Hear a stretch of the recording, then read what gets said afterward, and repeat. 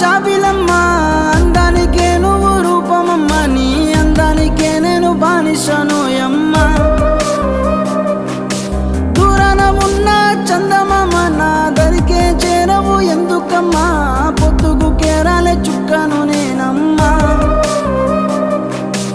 ఆకాశమంతా ప్రేమని పైన చూపించవే కాస్త నా పైన, ఎందుకంత కోపం నా మీద?